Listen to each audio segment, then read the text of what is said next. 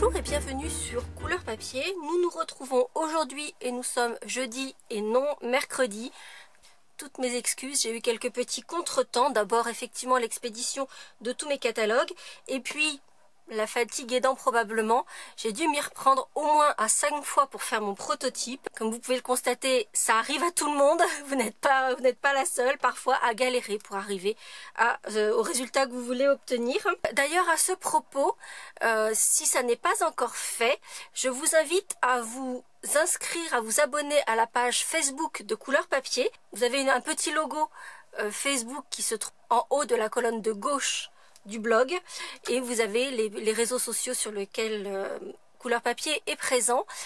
Et c'est vrai que Facebook est vraiment le média que j'utilise le plus facilement pour donner des petites nouvelles, et en l'occurrence sur le retard de ce projet, je vous ai mis un petit message sur Facebook pour que vous ne soyez pas surpris. Donc si vous ne suivez pas encore Couleur Papier sur Facebook, ça peut être un bon endroit d'avoir des petites nouvelles comme ça.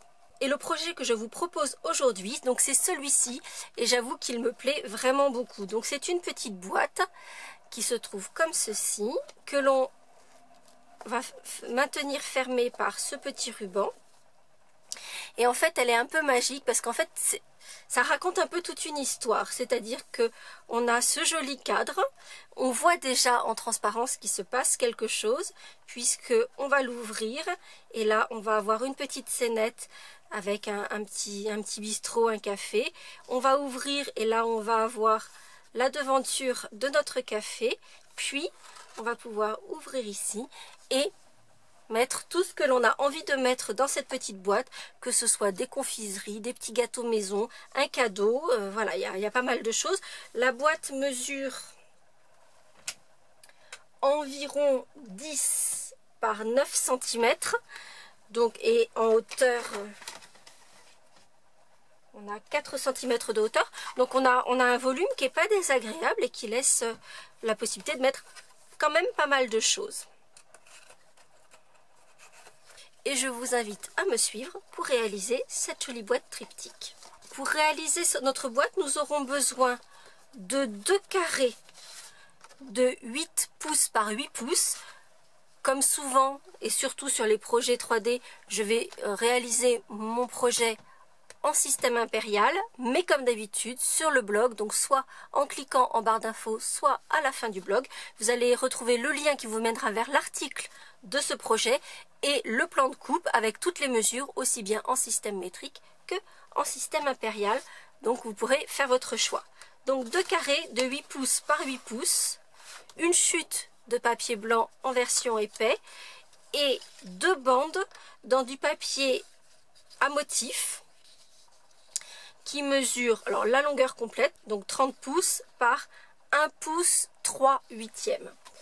Le papier que j'ai choisi ici est issu de notre collection qui s'appelle Passion de pétales. Donc plein de motifs fleuris que j'aime beaucoup, tout en noir et blanc. Et ce que je trouve intéressant, je vous les montre rapidement, ce que je trouve intéressant, c'est qu'on va pouvoir les utiliser tels quels ou recoloriser, comme c'est le cas ici sur mon projet, c'est-à-dire que j'ai colorié mes petites fleurs et j'ai assorti la colorisation de mon motif fleuri à l'ensemble de mon projet. Première étape, je vais faire les lignes de marquage pour pouvoir réaliser ma boîte proprement dite, avec donc ces 2 volets sur les côtés et cette fermeture un peu particulière. Nos 2 morceaux de papier sont identiques, en revanche ils vont être marqués de façon un peu différente. Sur un côté, on va les marquer exactement de la même façon, c'est-à-dire à 3,5 et 7,5. Même chose pour le second, 3,5 et 7,5. On va ensuite leur faire un quart de tour dans le sens des aiguilles d'une montre, donc de façon à avoir la petite bande en bas. Et sur un premier carré, on va marquer à 2,5, 4, puis 7,5, mais uniquement sur le panneau qui se trouve du côté de cette bande.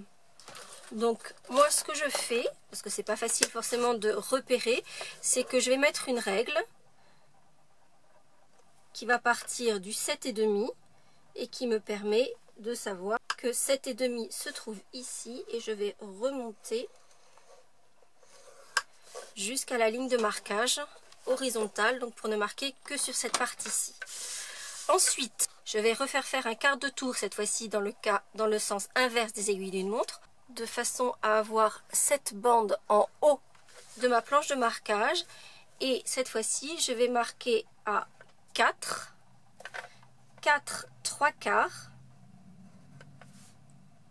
6 1/4 et 7. Et comme vous pouvez le constater, uniquement sur la hauteur de cette petite bande.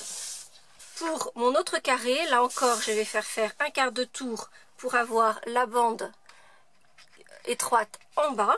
Et sur celui-ci, je vais marquer à 2,5, 4 et 4,5, mais là encore uniquement sur cette partie-ci, pas sur la première de mon carré.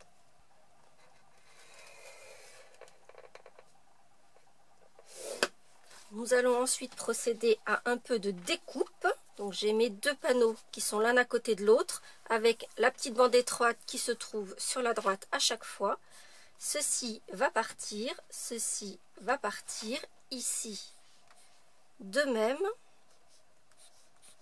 Donc je ne garde que le petit morceau qui se trouve ici. Ça va partir, ça va partir, ça va partir. Donc je vais garder juste deux petits onglets ici. Et tout ce panneau-ci va partir. Je vais faire toutes les découpes et je vous montre à quoi ça ressemble à la fin.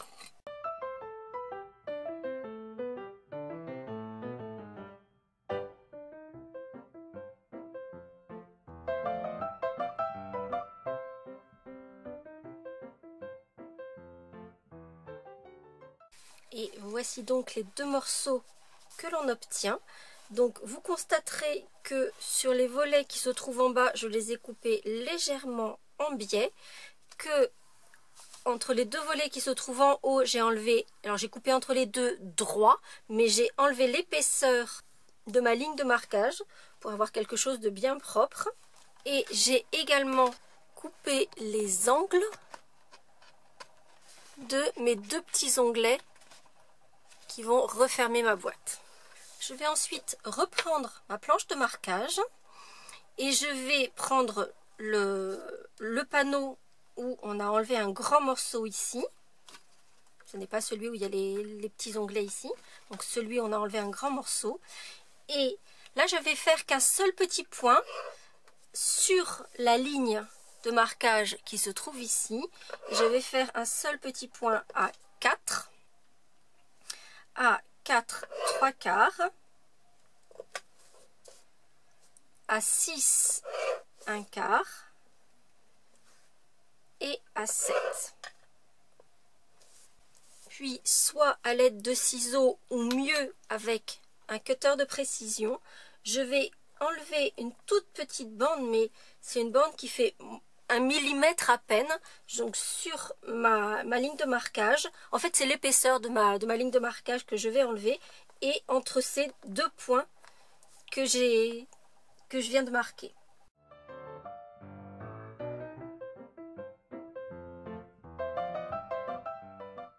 Ces deux petites fentes vont nous permettre de rentrer les deux petits onglets que l'on a ici, qui correspondent à la fermeture ici de notre boîte.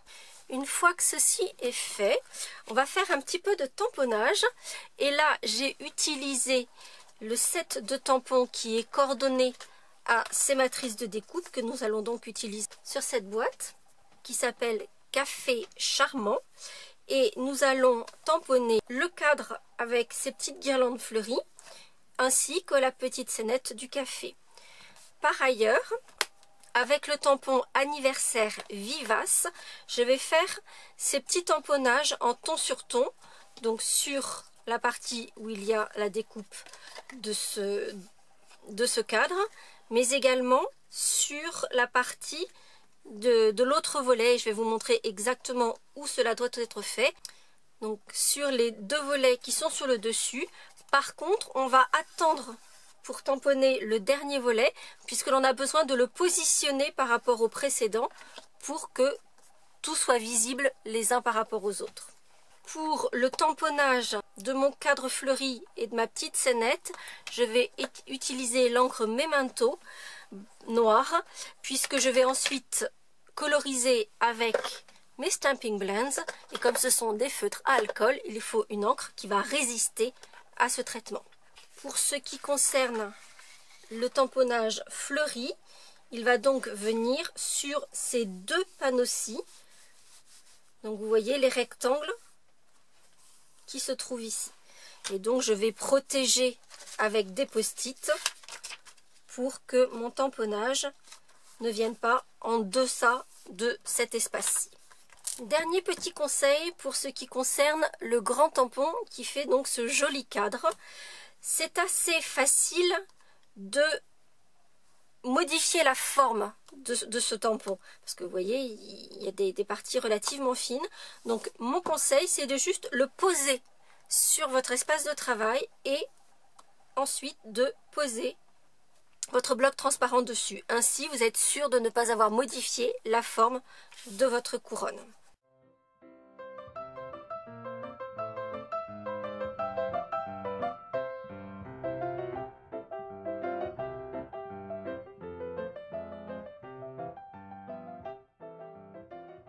Comme vous pouvez le constater, il ne sera pas nécessaire de tamponner l'intérieur de ces panneaux puisque on va y apporter les découpes et donc ça ne sera plus visible.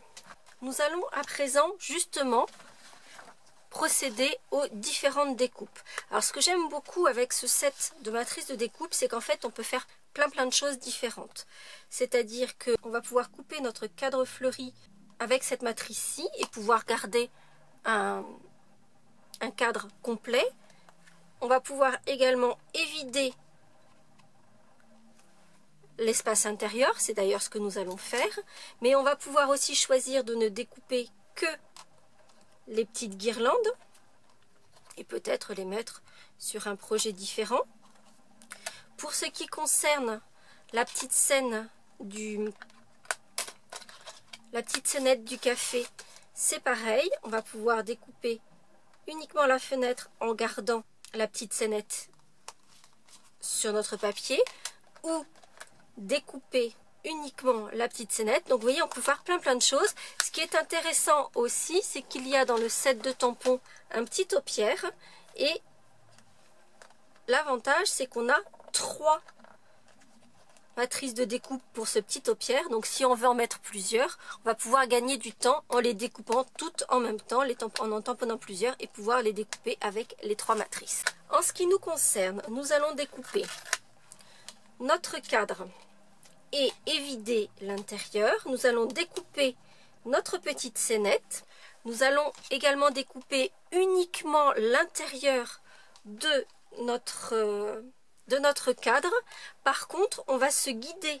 On va d'abord placer le cadre complet pour s'assurer que quand on viendra replacer la décoration du cadre, il sera bien mis en place et centré sur ce panneau.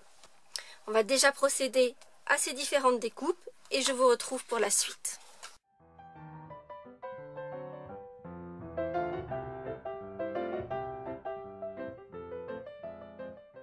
J'ai oublié de vous le préciser en début de vidéo, mais il nous faudra également un morceau de papier velin. Donc c'est une espèce de papier calque mais très épais qui nous permettra de faire notre fenêtre et faire que notre petit café sera un endroit discret. Et on viendra coller ce papier fenêtre au dos de notre carte. Donc c'est la raison pour laquelle on va le découper exactement avec cette même matrice de cadre. Pour découper l'ouverture de notre cadre sur les volets de notre boîte, vous le constatez, notre panneau de papier est trop grand pour rentrer dans la Big Shot. Donc les panneaux qui se trouvent en bas, on va les replier sur la découpe. Dans la mesure où ces panneaux-là, c'est le fond de notre boîte, ça ne se verra pas du tout, ni en retournant la boîte, ni même à l'intérieur. Vous voyez que ça passe complètement inaperçu et je vous montrerai comment on fait ça. Il est important d'identifier comment va se refermer votre boîte. Donc en fait, ça c'est le devant, ça c'est le panneau qui se ferme en dernier et donc celui-ci va se refermer comme ceci avec le bas ici et le haut ici.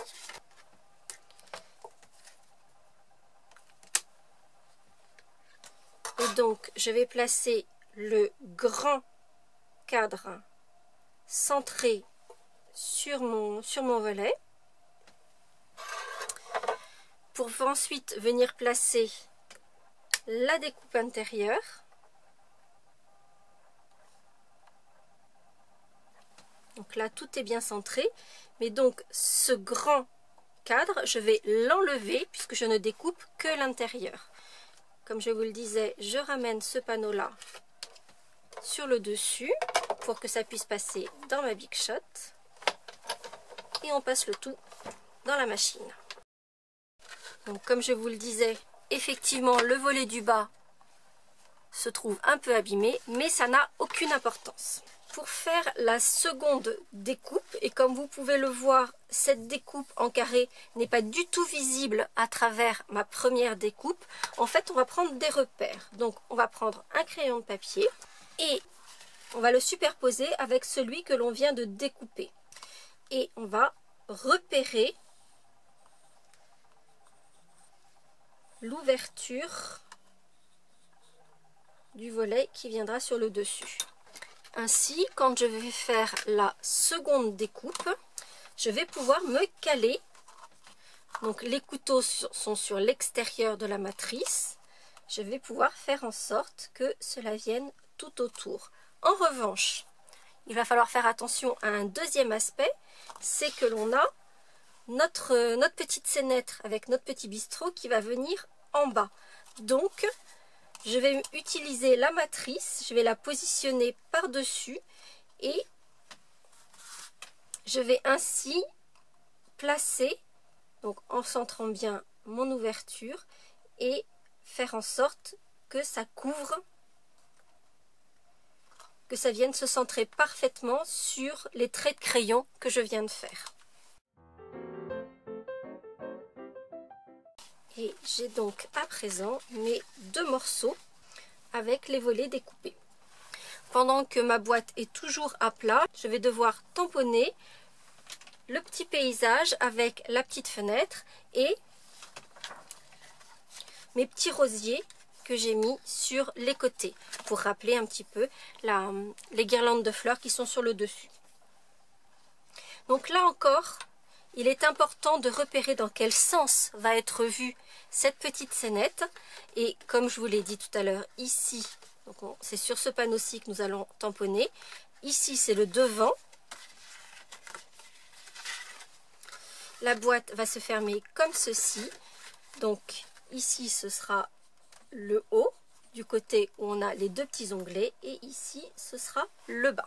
On va donc repérer comment va venir cette découpe par-dessus. Donc là encore, on va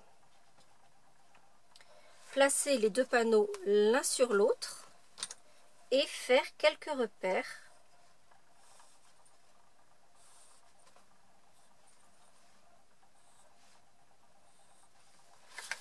pour que notre fenêtre vienne se placer parfaitement par rapport à notre petit paysage. Donc c'est bien qu'elle vienne un petit peu plus bas que le paysage avec les tables du bistrot pour qu'il y ait cet effet de profondeur, qu'elle ne devienne pas au-dessus un peu comme un cheveu sur la soupe. Et pour garder un aspect un petit peu vieillot et romantique, je vais tamponner mes petites fleurs et la fenêtre de mon café en couleur café sur mon papier brune dune. Évidemment, je prendrai le soin d'attendre que mon tamponnage est bien séché avant de gommer mes petites marques de crayon.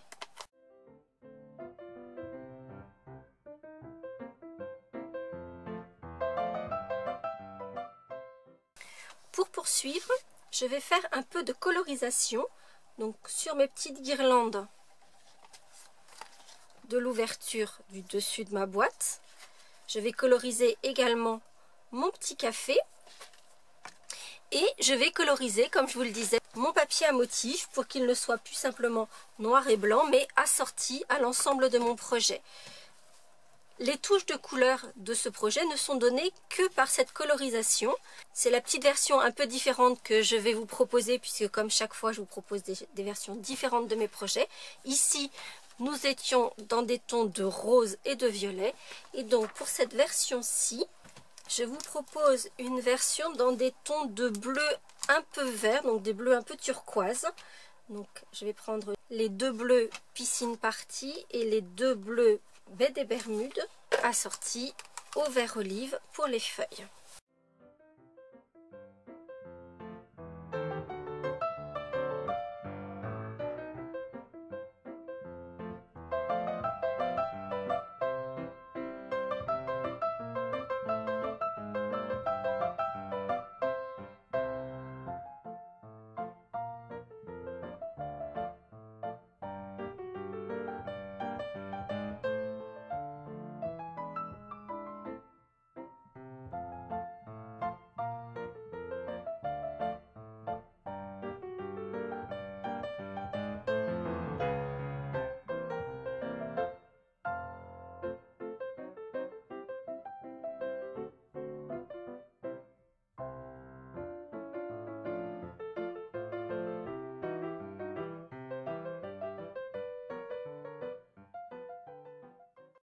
Une fois que nous avons procédé à toute notre colorisation, donc vous voyez que sur la seconde bande, j'en ai colorisé que la moitié parce que ce sera suffisant.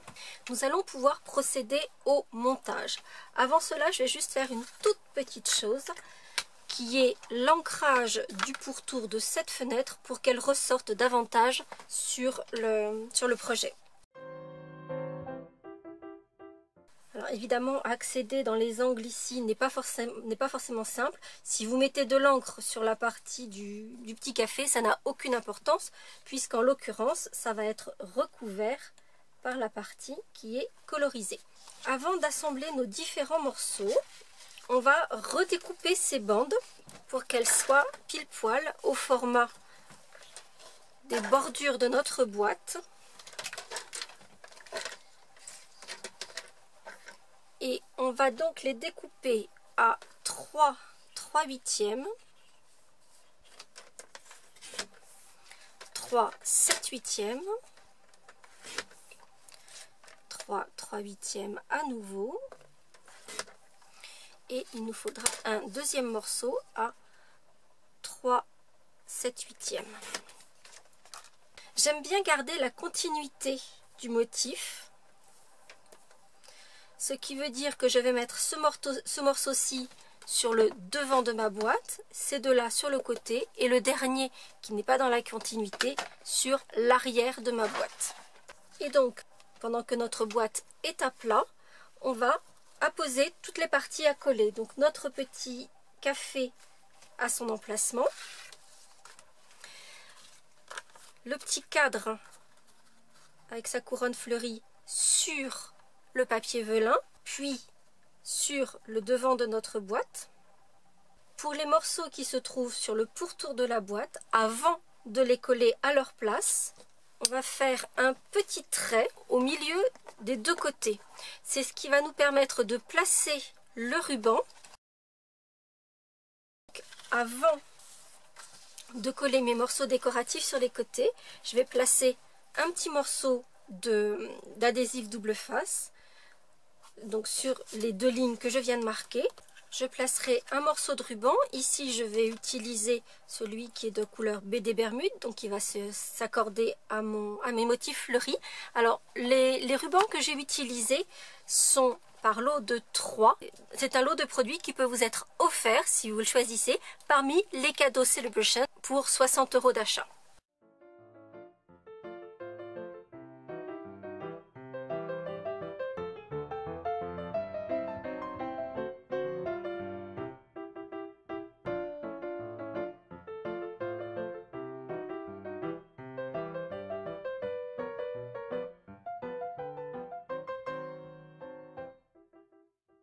maintenant que tout est en place, on va pouvoir assembler notre boîte.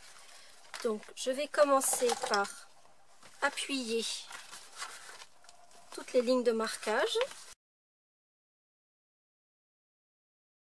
Puis nous allons placer un peu d'adhésif double face sur nos petits onglets d'assemblage qui se trouvent sur l'extérieur. On va placer cet adhésif comme souvent au plus proche de la ligne de marquage. Et on va commencer par assembler les deux morceaux, donc coller grâce à ce petit onglet les deux éléments de notre boîte l'un avec l'autre, donc en alignant bien les lignes du pourtour de notre boîte.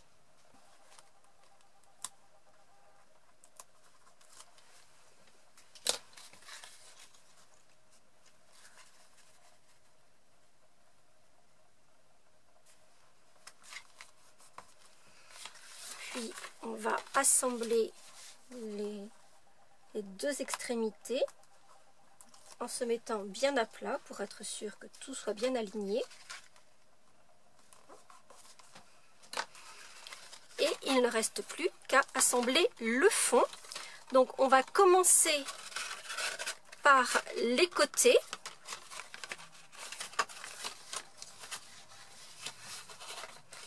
Et on va placer la partie qui est abîmée sur le dessus. Ainsi, elle va être recouverte par le devant, le derrière et plus rien ne se verra. Et là, je vais utiliser simplement de la colle multifonction. Il nous reste deux petits détails à finaliser. D'abord, de faire une petite entaille en demi-lune au milieu des onglets. Simplement pour nous permettre d'ouvrir plus facilement notre boîte. Donc nos deux petits onglets vont rentrer dans leurs encoches. On a donc ici notre ouverture qui nous permettra d'ouvrir facilement la boîte. Puis refermer les différents volets en terminant en faisant un petit nœud. Et puis le dernier petit détail, je ne sais pas si vous les avez aperçus sur mon prototype, ce sont ces petites gouttes que je trouve vraiment ravissantes, qui apportent juste une petite touche de brillance, etc., de transparence, que je trouve vraiment mignonne. Donc il s'agit de ce produit-ci. Vous avez des grands cercles, des petits cercles et des gouttes ou des larmes.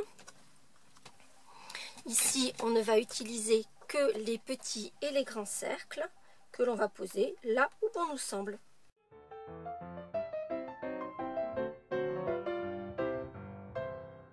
Et voilà nos petits bijoux posés.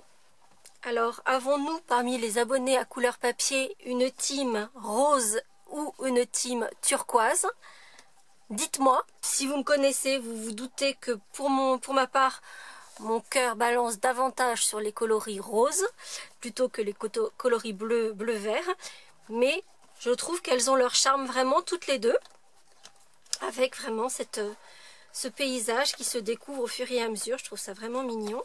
J'espère que ce projet vous aura plu. Si c'est le cas, vous n'hésitez pas à mettre un petit pouce en l'air et on se retrouve la semaine prochaine pour de nouvelles aventures créatives. À très bientôt.